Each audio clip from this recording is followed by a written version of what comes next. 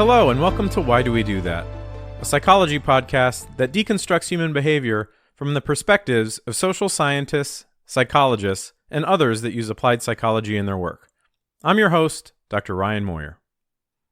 In this episode, I sat down with psychology professor and author Dr. Tovah Klein to discuss how to raise resilient children. Tovah is the director of the Barnard College Center for Toddler Development and an adjunct associate professor. She was formerly a clinical fellow at Harvard and clinical psychology intern at Boston Children's Hospital. Tovah's research aims to understand children's social and emotional development, parental influences on children's development, and parents' experiences raising children, including the challenges of combining work and family and being a parent during the pandemic. She is an advisor to children's media, including National Geographic and Apple TV+, and is the author of 2 books, How Toddlers Thrive, What Parents Can Do Today to Plant the Seeds of Lifelong Success, and most recently, Raising Resilience, How to Help Our Children Thrive in Times of Uncertainty, which was the focus of our conversation. One of the main takeaways from my conversation with Tovah was the importance of humility when raising children. Most parents struggle with inadequacy from time to time, but the solution is not to eliminate mistakes altogether. It is to learn how to recover effectively. This might mean taking yourself less seriously and viewing mistakes through a more humorous lens, or it could mean learning to apologize to your children when you behave in ways inconsistent with your values.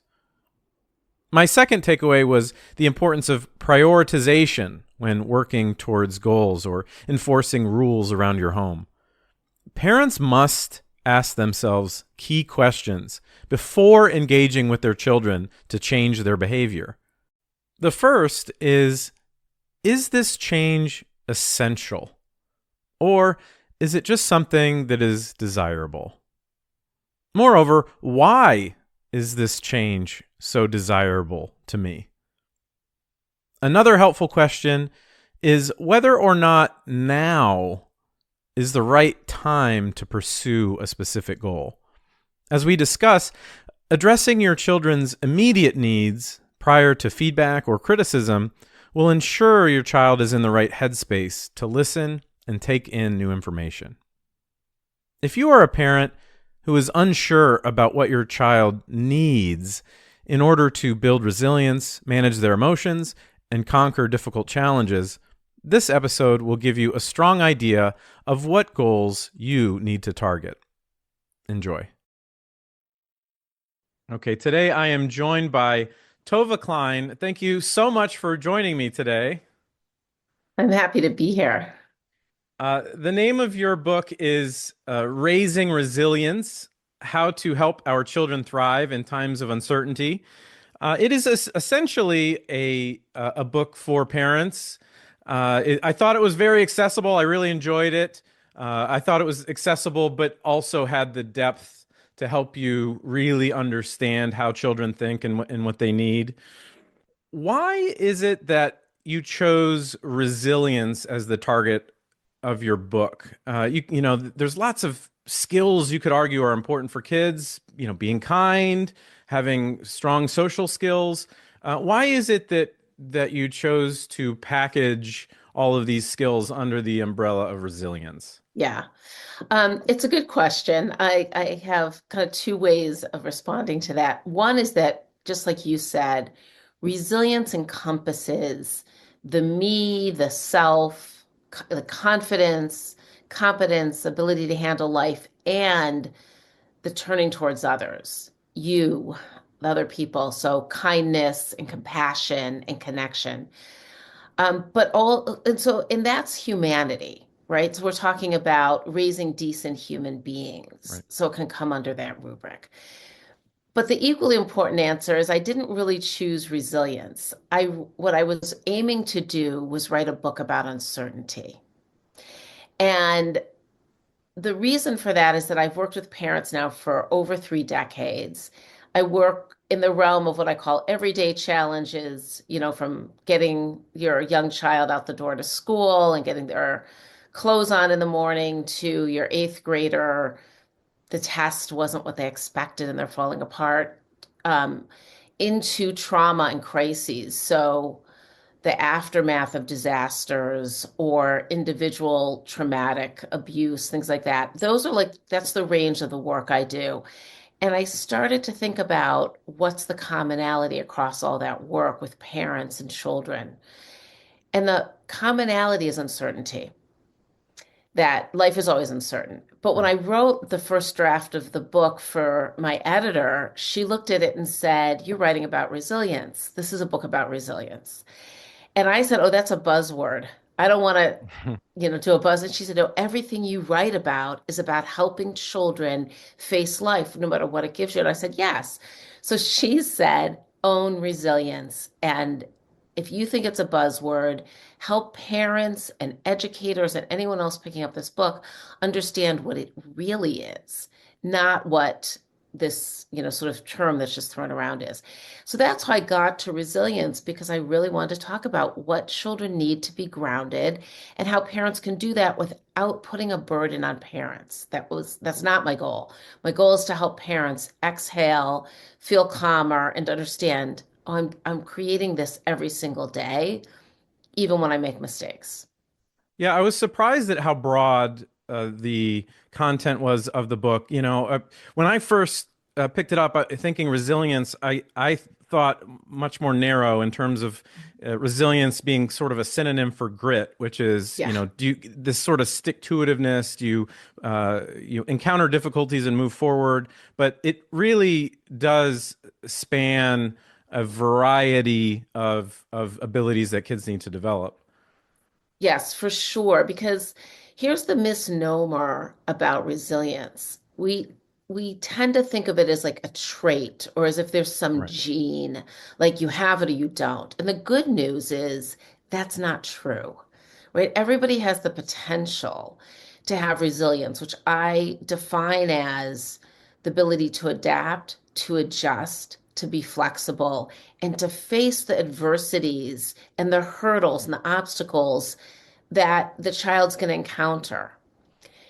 And when you think of adversity that way, that's really what the science behind this tells us resilience is. The problem is we tend to label resilience when something bad happens. So somebody's been through a Mhm. horrific scenario and they've come through strong. We say, "Oh, that person is resilient." But resiliency is a process. It's something that's built in the dynamic and the relationship with the parents or the main caregivers, whoever that is. And so it's a dynamic between the caregiver and the child that then resides in the child and can be adjusted and bolstered and supported. But we see it at these key moments. So we think, "Oh, this is tough love," but it's not at all. It really is about being grounded in a relationship. So we're gonna jump into all of the components, all the key pillars, as you call them in the book. But first, I wanted to get your take on what the parent needs in place, because it seems to me that we could talk for hours about these things that parents need to keep in Mhm. mind when interacting with their kids, safety, regulating their emotions. But it strikes me that a lot of it can't be done until you do some sort of repair to yourself and get yourself in the right headspace or emotional state in order to execute all of these ideas. So each chapter you have like a you factor section.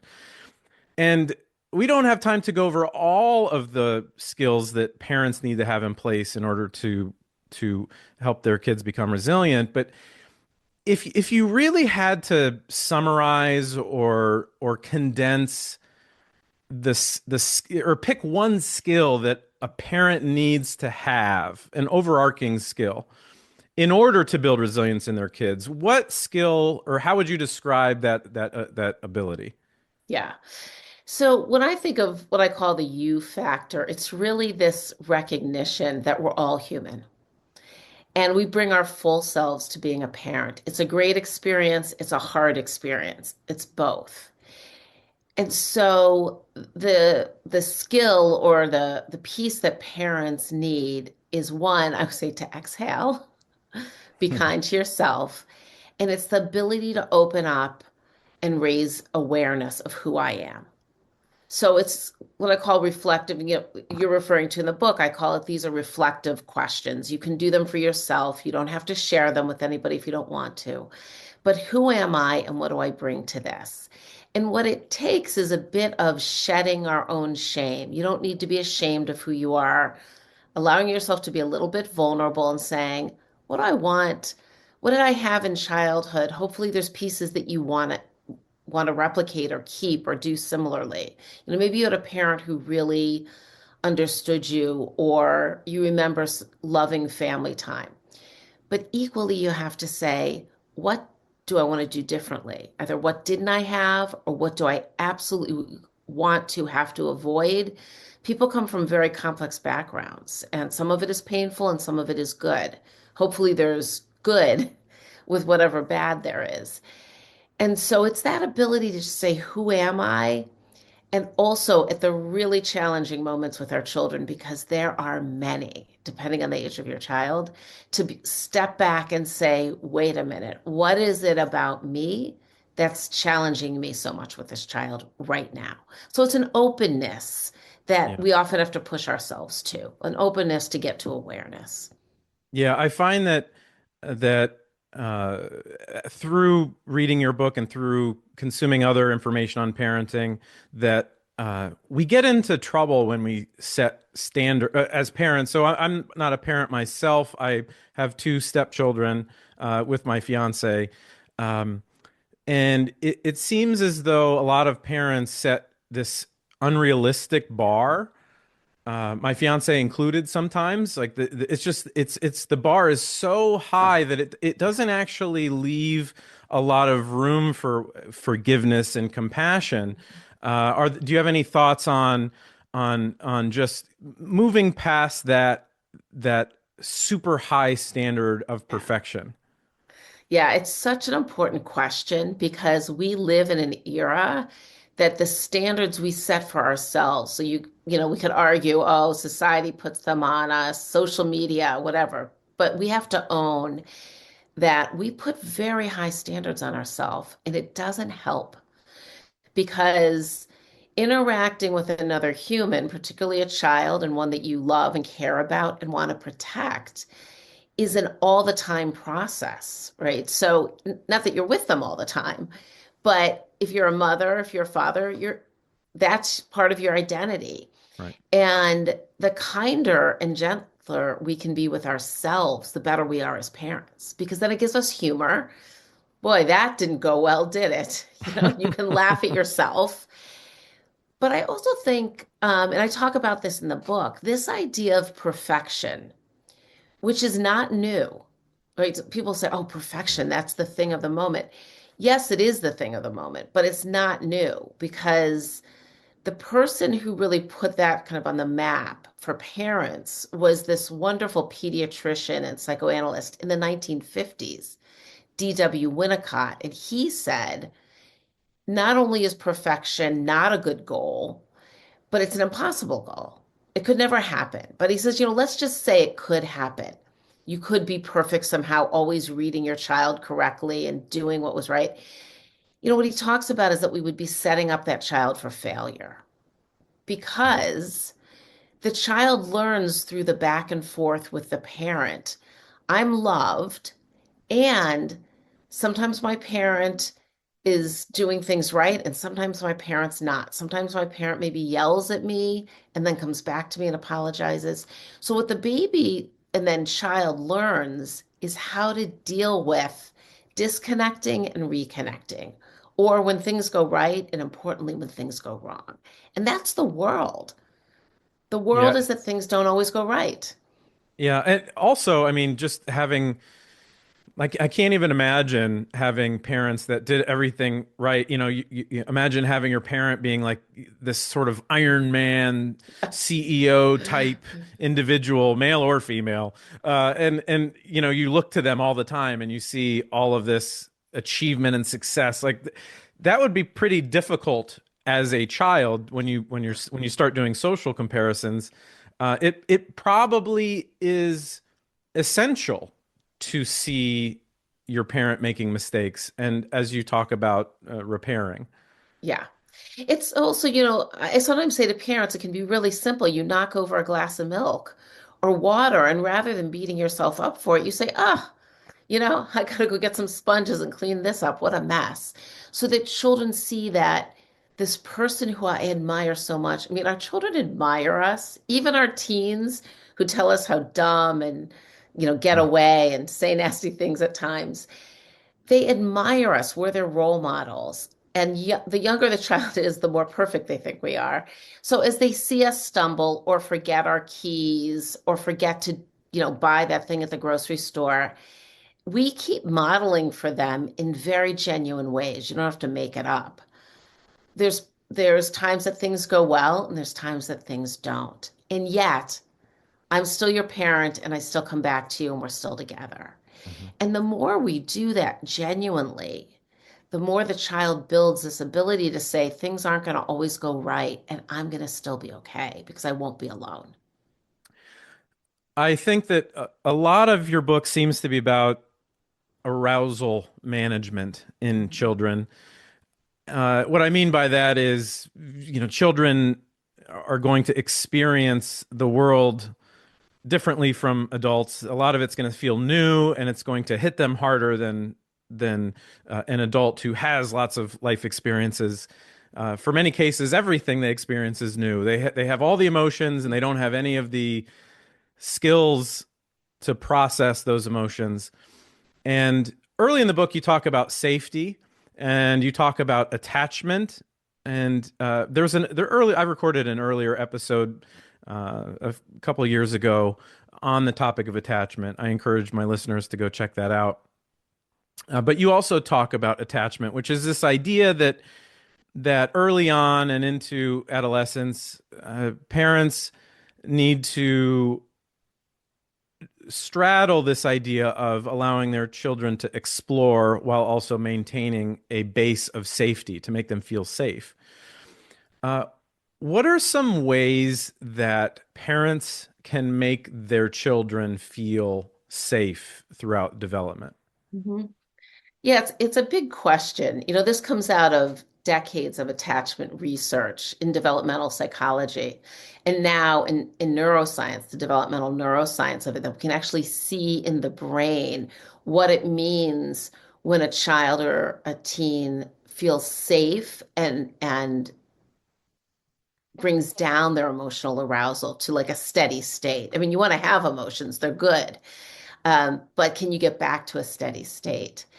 And so parents are doing this all the time. They don't have to go out and do anything new, probably. A big reason that I wanted to put this out there was to say, hey, you're already doing it and you're probably doing good enough, but maybe you want to tweak this, which is when we step back from criticizing our children, certainly not humiliating them when they make a mistake, when they, let's say, use language that we don't like.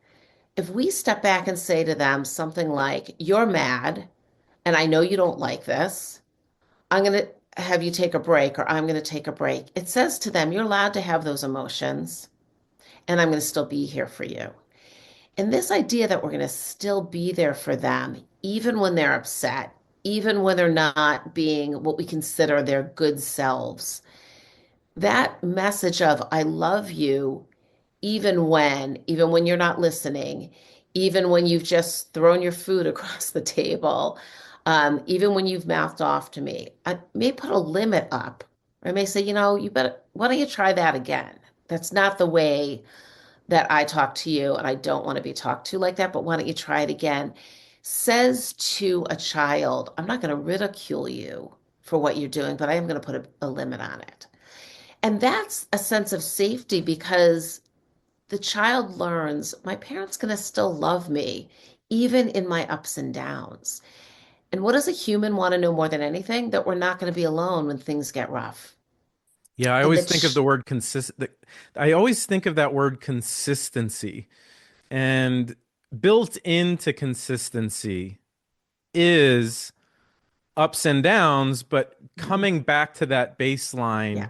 in a reasonable way, whether that's apologizing to your Mhm. children if you lose your temper, or if it's making a mistake and owning up to it. Mhm. Now, what about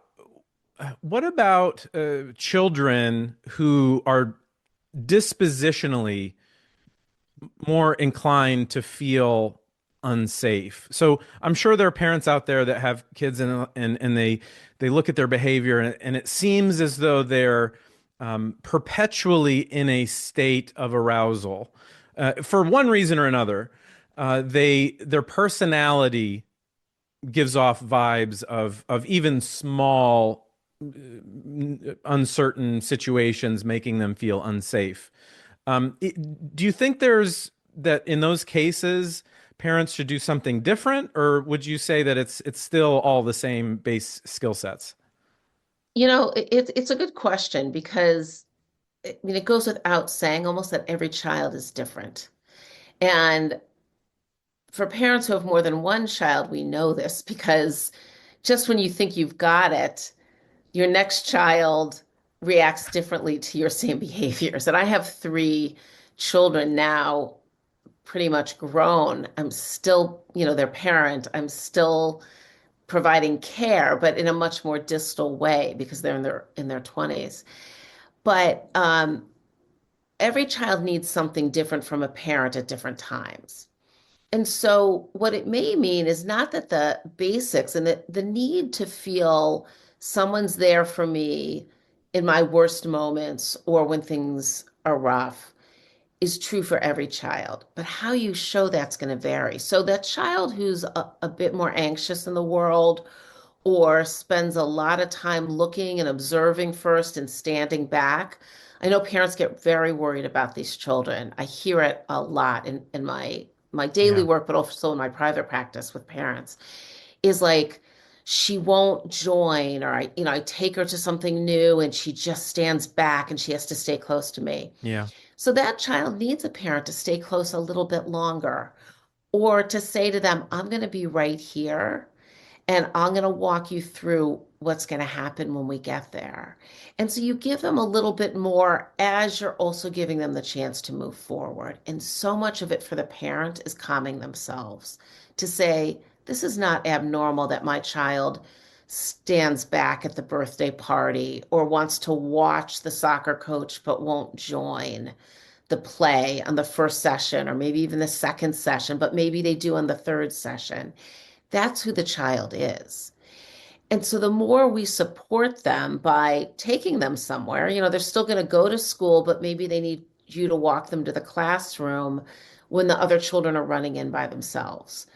Um, maybe they need more of a check-in at the end of the day after middle school than their sibling does. So you give them a little more of a check-in. Maybe you're at work, but you say, okay, I'm gonna be waiting for your phone call when you get home today, and you have another child who doesn't need that. So I think the key to supporting children is saying some children need a little more of me right now, and I'm going to provide that for them. I used to leave like little notes for my kids after school because I was still at my office. And one of my kids loved it, and he would want to talk about the note. Like I saw in the note that you said that the note would say like, I hope you had a nice day, I'll be home for dinner. Or it might ask a question. But the other two never said a word about it. And when I asked about it one day, they said, oh, yeah, we want those notes. Like they liked the touch point, right. but they didn't need to connect to me over it. But one of my children literally would use it as a communication tool with me. That's a different need, but they all wanted the touchstone. So you could figure out for children, what do they need? And I want every parent listening to know if your child needs a little more, giving them a little more doesn't hurt them. There's often this message of like step back. But if you know in your heart, no, this child needs me to actually walk them to their classroom and then they'll Walk in, ask the school if you can do it. So the $1 million question for me is because how do we get to the part where where the children are put into these uncomfortable situations that are not dangerous but cause that arousal that they need to feel comfortable. So, just to type a hypothetical, you say that they're standing on the sideline or they're standing in a social situation and they're not willing to go talk to somebody, and so maybe that means that you stay with them longer. That part makes perfect sense to me in terms of you're gradually increasing the independence, right? Mhm. My question to you uh, is there any value in forcing them to be in those highly arousing situations? Because I don't know how to transition from the hand-holding part to the independence necessary to get out there. So I Mhm. guess what I'm saying is forcing ever a viable way to expose kids to these new situations? Yeah. Well, listen, what we know about anxiety is that avoidance is not good, right? If you don't like going to school and then you decide as a parent, oh, I'm going to keep you home or I'm going to homeschool you, that's not a good idea. I mean, you might want to homeschool your children for other reasons, or, a child who's afraid of a certain situation that they need to go to the doctor's office. You say, oh, then we don't have to go to the pediatrician. Yeah, you probably do have to go to the pediatrician at some Okay, point, right? right. Avoidance has been shown to increase anxiety. So for a parent, you always have to ask, is this something they need to do, or is this something we can say, look, do you really have to play soccer when you're 5 years old or 7 years old if you don't want to play?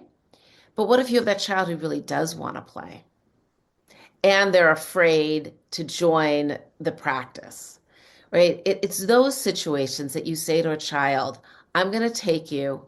I know you're going to be okay. This might be with school as well. And I'm going to see you at the end of the day, or I'm going to see you after the soccer practice. So we give them a little bit more to say, I'm going to get you over that line, right? You don't have to like this, but I know you can do it. And that message of respect and care can be very helpful to children. But it's everything in being a parent is a nuance. This is something that nobody tells us when we become parents, by the way. Like, it's going to all be about nuance, and you're not going to always know what that nuance is. And so I think parents know this, that sometimes you push a child and you realize I've pushed them too hard. He's really not ready for that, or he's so overwhelmed by the fear of it at the moment that you pull back. And that's the correction. And then you might say to your child, we're going to try this again another day. But there's certain things they have to do, right? Right. You got you've got to go to school in some capacity. You're going to have to go to a doctor at some point. Like, there's a lot of moments that you're going to help a child push through.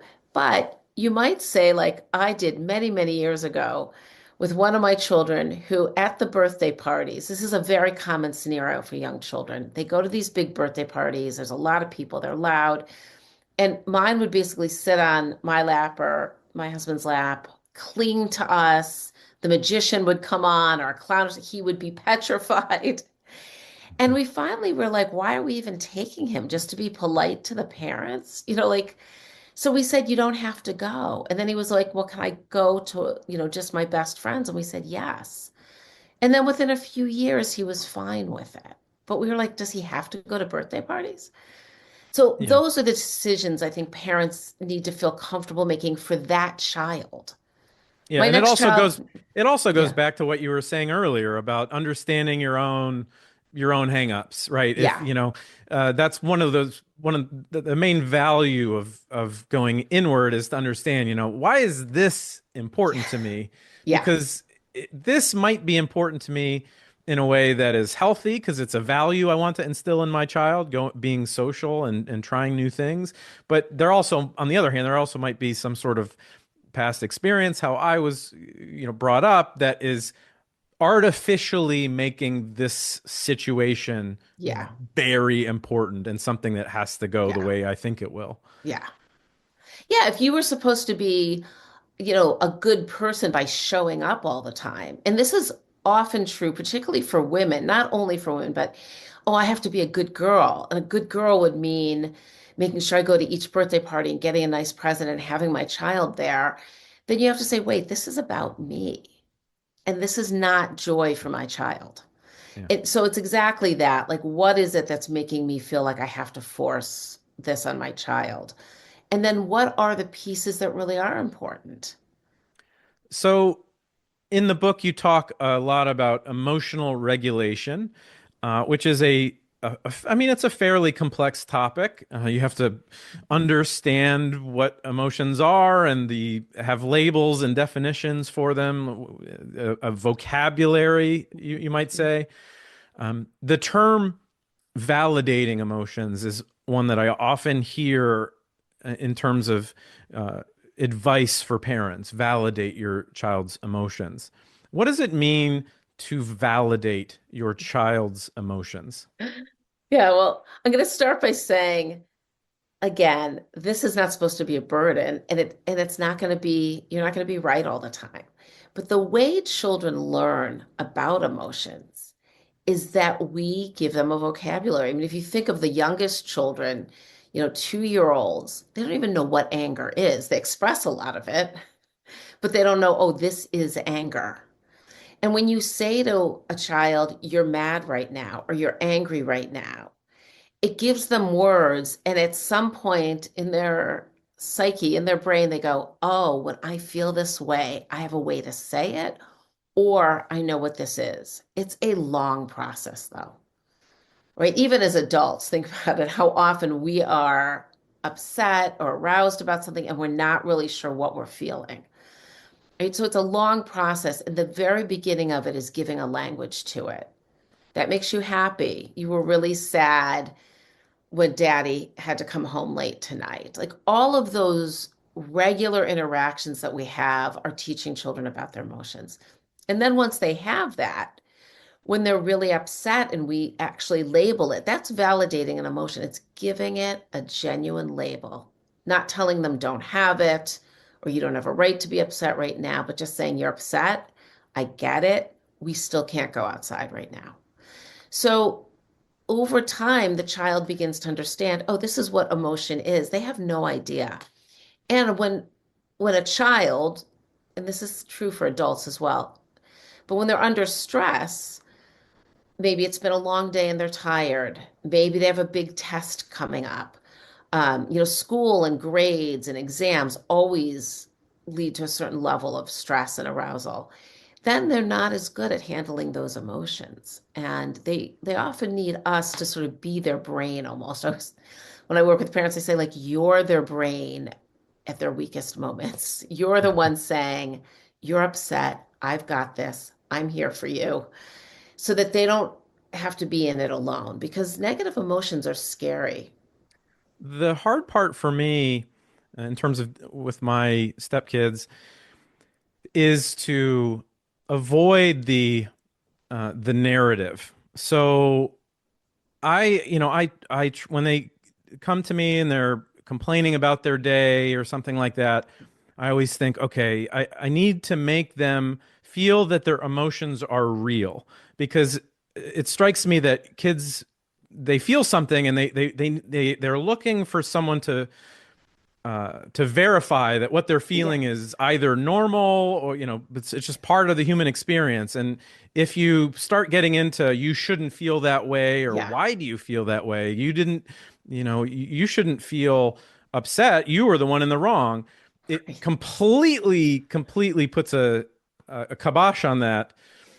And so when I talk to them, I'm always trying to figure out a way to let their emotions breathe, and and just make them feel that what they're feeling is real. Yeah. However, then I start to feel a conflict with, like, am I also missing an opportunity to change a narrative? So, for example, if my stepdaughter comes home and is like, my teacher doesn't like me, to me, I would say, I would think inside, okay, that's obviously unlikely to be true, but I need to validate, I need her to feel that she's understood. But that conflicts with my desire to start, being a detective. Like, why do you think Yeah. that she doesn't like Yeah. you? Does she treat other people differently? Tell me exactly why you think this. Yeah. I feel like these are competing goals. So, could you talk a little bit about how to balance being passive and allowing your kids to pour onto you versus like jumping in on these teaching moments where Yeah. you might want to create a narrative to help them process? Yeah. It's actually a great question because I think what you're talking about, I see as more like a sequential thing, right? They're competing with each other because they don't go at the same time. But in order to feel understood, children are no different than any other human or adult. We want to be heard, right? Children want to be heard, teens want to be heard. And so the skill that sometimes we forget as a parent is listening, right? So your stepdaughter comes home after school, she wants to get the misery out. Right. Right. And I have an example in the book of a younger child who just basically wants to complain after school. And I say to the mother, why don't you give her 10 minutes to just complain? The mother says, oh, she's going to be like a spoiled kid. I say, no, she's not. And then after a while, the child would start turning to the mother and going like, okay, so how was your day, mommy? After they sort of got it out. So that's because they're listened to. So first you're listening to your stepdaughter. Then, when she's kind of calmed down a little bit, and you also can commiserate, like, oh, yeah, that does feel kind of crummy. Yeah, I wouldn't like that feeling either. Just says to them, I got it. And then you kind of tread water at that point, and it's like, I'm just wondering, does she treat other tr children differently? Like what is it that makes you know so surely that she doesn't like you? Because that sometimes opens up the child to say, like, oh, actually, yeah, she said the same thing to my friend. You're not accusing her of anything, you're just widening her lens. But you do it when you feel like she's calmed down and she's ready, or maybe it's later that day. I was thinking about what you were telling me earlier about your teacher, and I was just wondering, because when we enter the conversations with that openness, I think our children are more willing to be open. Yeah, Or it's she's, there's that fear. Yeah, it's like there's no room for discussion when the heart rate is up. It mm-mm, doesn't matter what the intellectual point is, right? There's just no room for it. You have a physiological stress response. Arousal is high. When arousal is high for all human beings, they can't process yeah, complex information, especially lectures or reviewing right. situations. So it makes sense to me that what you're saying about this, you just as long as you're putting it in the right order, it can Yeah. be effective.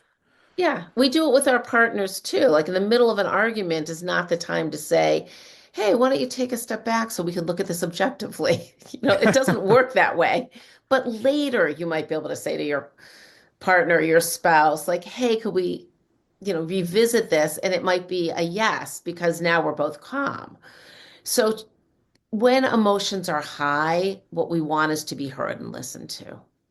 I appreciate the part on venting because I actually started doing the vent sessions with not with my stepdaughter, with the younger one, the 10-year-old Uh-huh. boy, and it's been really enjoyable to sort of because I find that saying did anything funny happen, did anything exciting happen, I get a lot of no's because Right. it's school.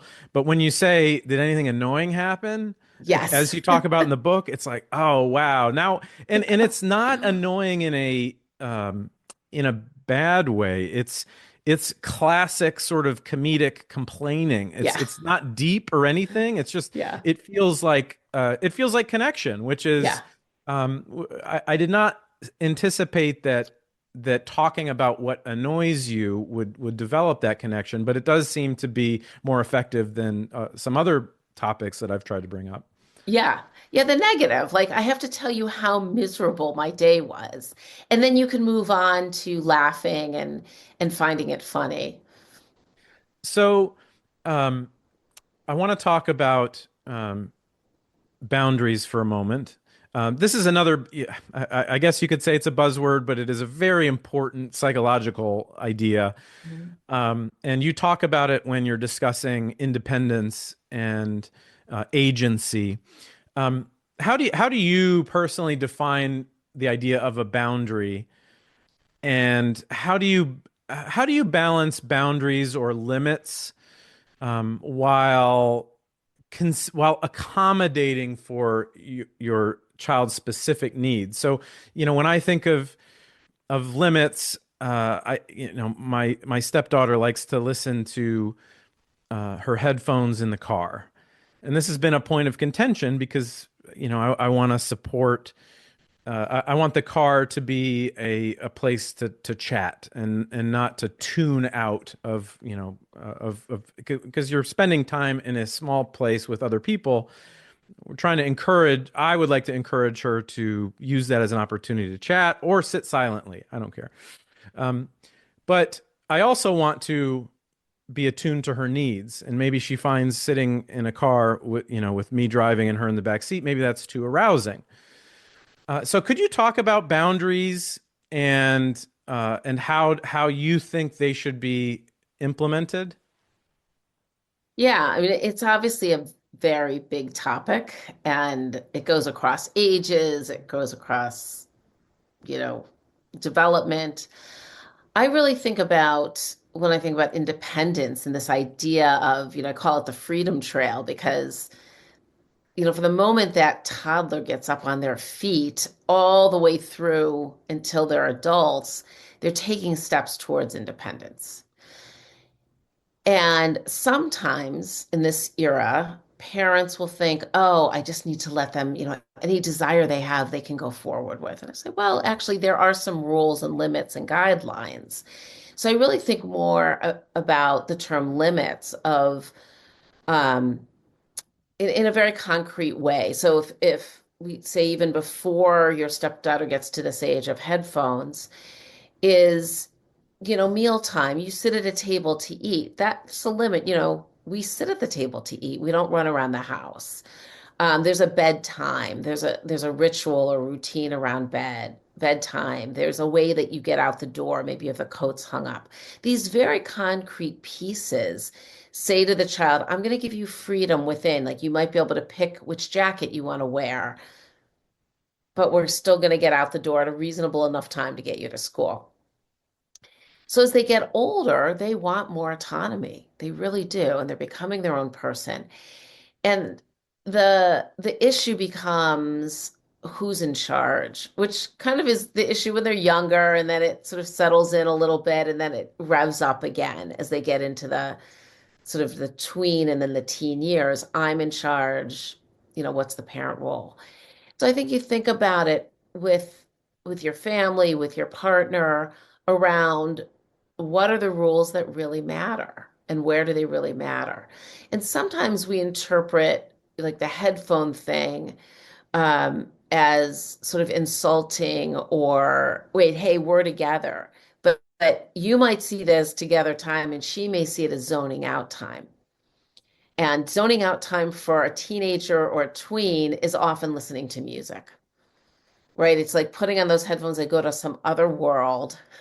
And it's also the world they've grown up in, which is very different than how we grew up, right? I mean, Mhm. I put on my records, my CDs. I just got a record turntable again so I could play all my old records. Like I'm in heaven. And the funny thing is that my children also then started buying um, records, and when they're home, they put on records, which I find more enjoyable because nobody has headphones on, right? Like we're Right. all listening to it, even if we're Yeah. just walking in and out of the room. But this is a group that's grown up with something in their ears. Yeah. And so I think it's a time that you have to almost have a discussion around, what are the times? that really can be considered zoning out. I don't think it's a terrible thing. And if you think about it, we all worry so much about screens. It's like listening to music, even with headphones on. And it also drives me a bit crazy. Like my child can be in the room, but I can't talk to them, So I have a Mhm. joke about it. I like go like this to them, like, hello, I have to ask you something. What feels rude to us feels kind of normal to them. So then it becomes a discussion, hey, when you have your headphones on and they're on noise canceling, by the way, then there's no interaction here. And I think it's just a little bit of socialization too. And then you decide where the rules are going to come in. And if the car is really important, then I think you have to say, you know what? For the first 10 minutes on the road, it's all yours. But I'd like to ask that we have some in between with no headphones, which is incorporating her a little bit and hearing what she has to say as well. Yeah, and part of it goes back to what you were saying about prioritizing and picking your battles. And I think that's that's part of the balance that I focus on at home here, which is uh, always asking that question: how important is this? How Yeah, important is exactly. this? Because Yeah, we want it all. yeah, We have this vision of how the home should operate, and without making concessions, it's not going to work at all. right, right. Um, Part of your book talks about social connection and the importance of how of supporting your children with social connection. Um, we could spend an entire separate podcast talking about how technology has changed childhood and the transition between as Jonathan Haidt in his book Anxious Generation calls it, a play-based childhood to a phone-based childhood. I'm sure that you've encountered parents that have a similar issue with their kids, which is that they they might have peers, but they don't have the same desire to play with them in person as Mhm. maybe uh, other generations past, where it's like, I got to get out of the house. That's where my friends are. That's where all the fun stuff is, where my friends are. So, my question for you is, how can parents create value around social time with their friends, their children and their friends, if they prefer to be by themselves at home with all of the technological distractions that we have? Yeah. Look, it's a huge question. I think I'm more hopeful about it than a lot of people are. Partly because when I look at the college students I teach, who are just really fantastic students at Barnard and Columbia, I see a lot of social interaction. I see it in my children and their friends. Um, but I also worry a lot about children growing up today and much earlier exposure, particularly to portable devices. It was easier in a way when it was a TV and a computer. Right. Um, but I always say to parents, you've got to start with yourself. We don't give enough, I think, credit here, which is we model for our children. And when we're randomly on our devices at for all little things, I see this all the time. It's like, oh, but my grocery list is on my phone and I want to look up a recipe for dinner and my child asked me something and I wanted to get the answer. I think we have to start with ourselves and say, maybe I make an old-fashioned grocery list so that my child sees actually what I'm doing. Oh, we need milk. I'm going to put it up here. They don't know what we're doing when we're clicking, except that we're zoning out from them. So we're modeling this kind of zoning out. And also, let's face it, when we go to put something on our grocery list on our phone, we also see the notification and we also see a text from our, spouse or our friend. So that's one, I think, is to be very cognizant of, do I have this in their space and do I keep disconnecting Right. from my child? Because they're sticky for us too. Let's be honest, right? Hmm. Um, but also, I think the one thing we know is that if we put in limits early, not just with screens, and that can be reasonable limits, there's no evidence that screens are dangerous for children. Watching their shows when they're little on the iPad, when they don't have access to every show, but have access to what I consider like the PBS shows, um, for a certain amount of time during the day, there's no harm in that. The harm is being on it all the time. So when we start to put limits in early, it's easier to keep the limits as they get older. It's easier to say at whatever age you decide your child can have a phone, the later the better. We have some evidence of that, right? But then you still, if your child's in eighth grade, the wait until eighth movement has been around for several years. And I have been encouraging parents to like read up on that and think about that. But still, when you give your eighth grader a phone or you're a high school kid, they still need our help. What are the rules around it? Can it be in their bedroom? Until what time? Is there a basket at the front of your, entryway when their friends come over that everybody puts their devices in because now they're going to hang out, and for you, hanging out at your house is not on the phone. Maybe it is at somebody else's house. You can't control that when they go to the friend's house, but at your house, you can control that. Is there, when children are younger, parents are always asking me this. Oh, on the weekends, they don't want to go outside. And I say, you know what? That's actually not a choice. Because how are they once you get them outside after they've screamed they don't want to go? Oh, they have a great time and we're outside for 3 hours and they're climbing trees and riding their bike. Then it's up to us to say, on the weekends we go out, or after school we play in the backyard for a while. That's up to us to put those limits up. And the more you do it, the easier it is to continue them. But if you don't have those limits, don't think that in eighth grade you're going to be able to suddenly have your child respecting your limits. So it's really thinking about how much do we have some reasonable amount of expectations that we reasonably communicate all along, and then what are we doing with these devices? But in my neighborhood, there's a board game, I guess, cafe or, restaurant. And not only was it packed before the pandemic, but even when it opened up within the pandemic, it was is busier than anything else. And now, 2025, I see it busy almost all the time. And it has a range of people that will have families in there, but a lot of college students, high school students, the elementary and middle school kids after school, and it's all tech free. So they're playing all kinds of games. I know that when we give children the opportunity, they want it. So we have to keep giving them opportunities for it.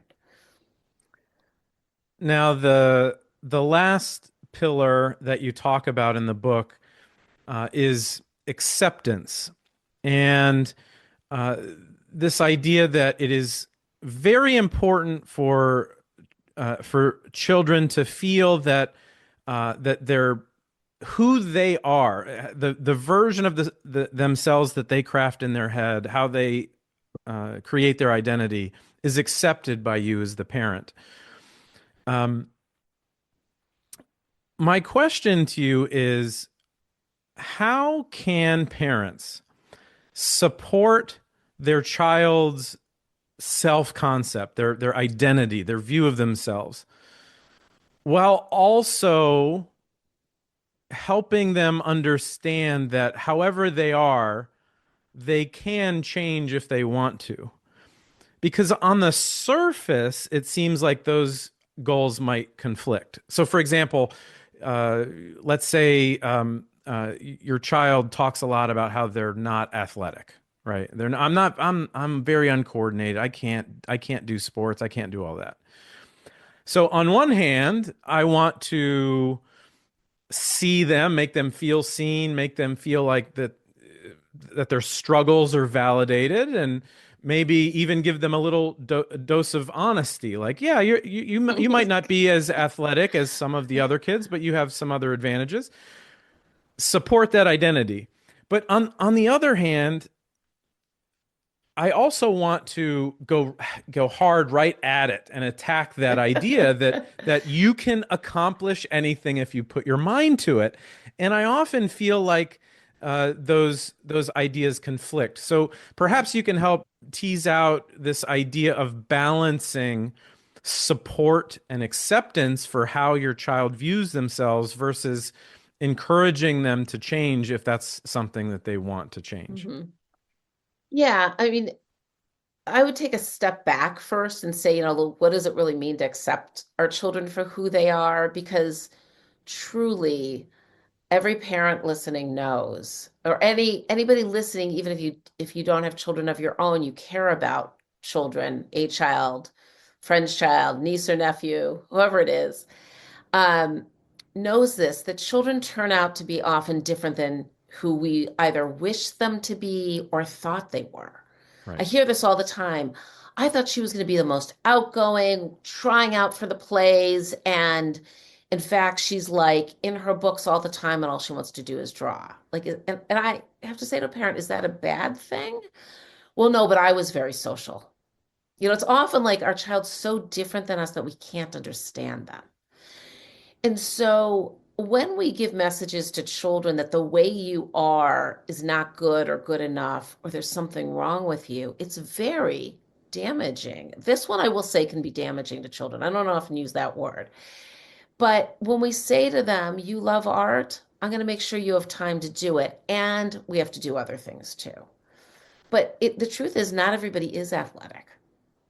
And we live in a world where sports is like, seems to be everything. It's taken over like a life of its own, well beyond when I was growing up. Like some kids played sports, some didn't. Didn't really matter who did and didn't. But when you're in a world that says everybody must do this, we tend to have expectations for children. But there's also lots of people listening who have children who are different in some way. Their learning, their way of relating, their way of thinking. And those are children I think need even more protection from us to say, yeah, you think differently. That's got its strengths, and that's hard sometimes, and I'm going to help you with that. But how do you encourage when a child is I think what you're describing is a child who's sort of down on themselves. Oh, I can't do that. When children want to do something, you say, oh, but I'm just not athletic. And then you can do both. You can say, yeah, you know what? You may not be as athletic as, your friend who's the captain of this team, but let's go outside and throw a ball around just Well, for fun. yeah. Yeah, well, and I think a better example would be this idea of being an introverted child. So, Hmm. so you know, introversion is a pretty, I mean, it's a personality trait. You might have an introverted child, and you want to support the idea that you don't want to be around crowds. You prefer to connect with people in smaller groups and have a smaller inner circle than other kids who might just want to play with everyone. Um, at the same time, how do you address that social anxiety? Because it feels to me, and sometimes it might even feel to the child that like I'm an introvert. I don't want to go talking. I don't want to stretch my limits. I don't Hmm. want to do this. You're not seeing me. So how do you move towards the growth piece Hmm. uh, once while also acknowledging who they see themselves as? Yeah. I think, one of the questions you're asking is, can we sit with where a child is, or do we need to move them forward? And as parents, we almost always want to move our children forward, right? Right. Our assumption is that a child who's not very social needs to get more social. And the thing I say to parents is, do you find that child content with themselves? Do they have a friend? Right? Having no friends can be very painful, but some children have a good friend, and that's good for them. Then you talk to the teacher. Parents are really concerned. I say, what is the school saying? And, you speak to the teacher, and the teacher says, yeah, she seems good at school. She has her small group of friends. But she's also fine when she's on a project with somebody else. So for the child who's introverted, going to school is that much more of a management of self. It's Yeah. stressful. Yep. You're in a group all day long, you're following rules, you're listening, and you got to be with people. They often come home and they're like, I'm done. And I think we have to respect that in a society that wants people to be very social and not confuse that with, is my child connected to other people? because often they're so connected, they're so tuned in to what everybody else is feeling and thinking and doing that it's almost too much for them. They have their one friend, they come home, they just want to kind of be calm. And so it goes back to this you factor. Is it that I'm uncomfortable with them having one friend or just a couple of friends when I was kind of social, or was I socially anxious as a child? Did I wish I had more friends? And now I'm assuming this child is uncomfortable, which we often do with our own children because it brings back all of our middle school and high school memories of being left out, not being part of the crowd, if that was painful for you in any way. And for many of us, it was. Obviously, people go into psychology because we were outsiders often, right? Like we looked in. But I also think there's a reframing of it for us to think about, if your child's doing okay in most domains and they're the outsider in some domain, that may not be the worst thing, even though it's painful to us as the Right. parent. I mean, it tugs at our heartstrings if you're the step parent or the parent or, a caring relative. Your heart is like, oh, why does she have to be on the outside of that? But the child might actually be okay. Well, thank you so much. Again, the name of the book is Raising Resilience: How to Help Our Children Thrive in Times of Uncertainty. Thank you so much. I hope our listeners have some perspective now and some tools that they can use when interacting with their children. I know it's been personally very cathartic to chat with you today. Thank you so much, Tovah Klein. Thank you for having me. I've enjoyed it.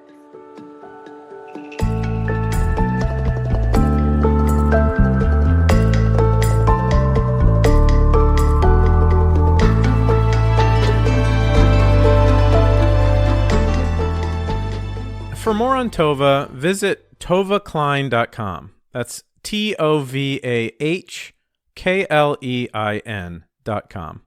Or pick up a copy of Raising Resilience: How to Help Our Children Thrive in Times of Uncertainty, wherever books are sold. If you enjoy this podcast, please share an episode with two of your friends. Head over to patreon.com/whydowethatpodcast to become a paid supporter of the show. You'll gain early access to episodes, as well as bonus video content. Follow on Instagram or Facebook at Why Do We Do That Podcast, or Twitter at WDWDTPod. Until next time, this is Dr. Ryan Moyer, hoping you found some answers to the question, why do we do that?